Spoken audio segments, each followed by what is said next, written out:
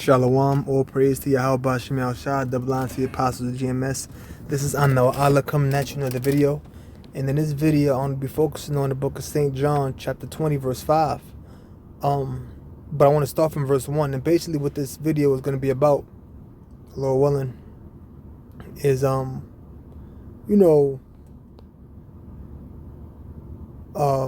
the situation when Yahweh Shai had risen, the one the world called Jesus Christ.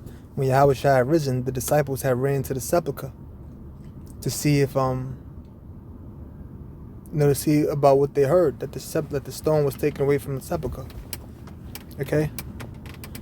And that Yahweh Shai had risen. So these two disciples, Peter and John, had ran to the Lord's tomb where he once was. And there was a situation that occurred when one disciple reached there. Well, let's get right to it. St. John 20, verse 1. The first day of the week cometh Mary Magdalene early, when it was yet dark, unto the sepulchre, and seeth the stone taken away from the sepulchre. Then she runneth and cometh to Simon Peter, and to the other disciple, whom Yahweh Shai loved, talking about John, and saith unto them, They have taken away the Lord out of the sepulchre, and we know not where they have laid him. Peter therefore went forth and that other disciple, and came to the sepulchre. So they ran both together, and the other disciple did outrun Peter, and came first to the sepulchre. So one disciple outran Peter, disciple John, right? And he got there first, and he's stooping down and looking in. So he stooped down, and looked in, kind of like leaned over, or could have got down on the knee to look, to get a better view of what he was looking for. And looking in, saw the clothes lying, yet went he not in. See, he didn't go inside. Why? Because let's keep going. Then cometh Simon Peter following him, and went into the sepulchre, and see if the linen clothes lie. So John had got there first. He outran Peter, but he wasn't the first one to go into the sepulchre, because he understood that Peter was over him in the spirit. Because remember, the Lord said, Peter, he said, Simon, you're going to be called Peter, which is Petra, the Greek word Petra, meaning stone or rock. And upon this foundation will I build my house. So Peter was that foundation. Peter was the head disciple. So John knew that. So even though he had arrived to the sepulchre first, he said, I'm not going to go in. I'm going to let Peter be the one to go in. And that was an act of humility as well. You know what I mean? You don't always want to be that guy to be looked at. Like, see, look, yeah, I'm the one that went to the sepulchre once the Lord rose. That's what a person who's not wise would have done. They'll just walk right into the sepulchre, not take into account, well, you know what, let Peter go in first, because, the Most High, Yahweh Shai, had appointed him as being a chief disciple. So it's a thing of order. It's like if a situation occurs, right? And let's say a child runs ahead of their parent. Say the parent and the child are walking, and then a child runs, right? And let's say this child, for hypothetically speaking, they see a dog and they want to pet the dog. They may be hesitant to do it. They'll look back at their parent like to see if it's okay. Because even the child knows that it's a certain order. Their parent is above them. That's just kind of a comparison of which I can give. If a situation happens on a job and you're like just the employee, but you have the manager there and something is going on, you just don't go and try to fix it yourself. You say, well, let me talk to my manager, because it's an order. So this is a spiritual order, a spiritual ranking. So disciple John knew that. And that's something you got to take into account. It's more than just, breaking stuff down in the scriptures. You got to take these things into account as well. All right? So let's get some more scriptures on that. Luke chapter 14, verse 8. When thou art bidden of any man to a wedding, sit not down in the highest room, lest the more honorable man then thou be bidden of him. So if you bidden to a wedding, right, to a feast, if you're invited, in other words, when it says bidden, if you're invited, don't just sit down at the highest room. I'm gonna sit here. Go right here, highest room. Strong's G 4411. Protoclasia. Protoclasia. The first reclining place, the chief place at the table. There you go. So don't sit at the chief place at the table.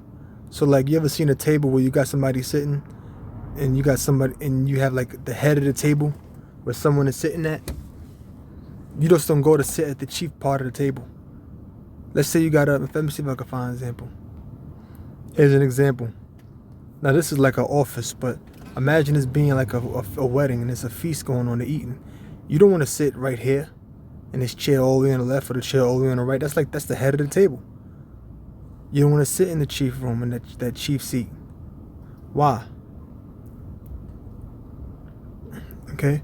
Verse 8, it's going to tell you why. When thou art bidding of any man to a wedding, sit not down in the highest room, lest the more honorable man than thou be bidden of him. So if you're at this wedding,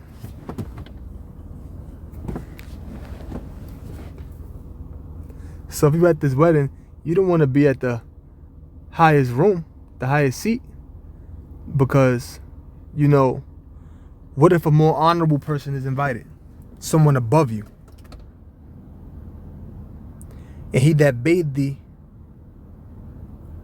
and him, someone that invited you and him, come and say to thee, give this man place, and thou begin with shame to take the lowest room. Then a person that invited you and him, say, you know what?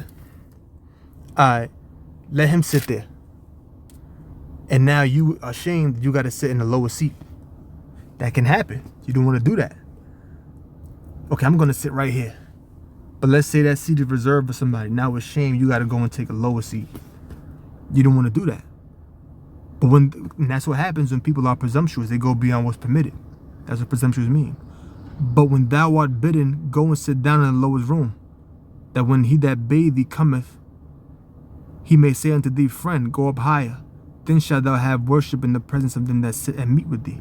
But if you was to go to this feast or this particular event and take the lowest seat, then the person that invited you may say, nah, brother, don't sit there. Sit here and give you a higher seat. Then shalt thou have worship in the presence of them that sit and meet with thee. Worship meaning shown worth, shown worthy. Because say, nah, brother, you don't got to sit right there. You can sit here. So you don't want to take the highest seat and have to take a lower seat. You don't want to exalt yourself and then be brought down from that exaltation. You rather be humble and then be exalted. Okay? For whosoever exalteth himself shall be abased, and he that humbleth himself shall be exalted. See? So if you exalt yourself, you're going to be abased. You're going to be brought down low. But if you humble yourself, you're going to be exalted. You're going to be risen. So that's the thing about humbling yourself. No, let me not, try to, stand in the front. Let me be in the back. Let me play the background. Just give you as an example. Okay?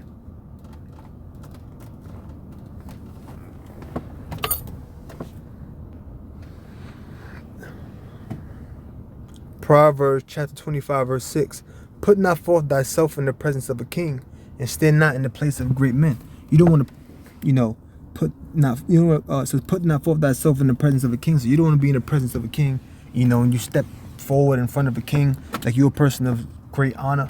You don't want to do that. This is a king right here. This is a person of a high order, of a high rank. And stand not in the presence of great men. So you don't want to do that. You want to play the background. You want to be humble.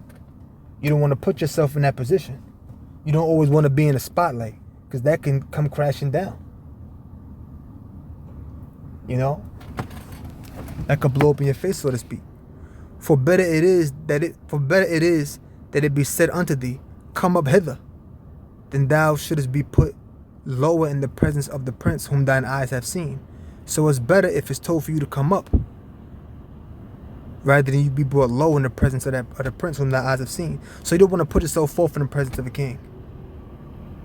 Have some type of pride and exaltation, wanting to be known and acknowledged and and step forward in front of them. In other words, you don't want to step in the presence of a king posing yourself as being great. Because something happens and you brought low, then now you brought the shame in the presence of that same individual you try to portray yourself as being great in front of. You know? It's like, think of a person who likes to show off. And then you want to show up in front of everybody, and then guess what? You end up looking like a fool.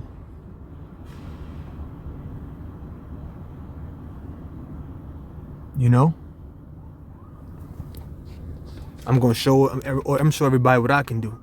And then eventually what happens? It blows up right in your face. You don't want to do that. You know? So with that, I'm going to close. I'm going to say, oh, praise Yahweh, Bashim Yashah, double line, see Apostle GMS. Oh, but learn something. Shalom.